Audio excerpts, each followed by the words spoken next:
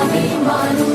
நம் இதயம் ரெண்டு சேரும் ஒரு புதிய பதம் பாடும். இந்த ஆசை பேரோசை இசையாகும்.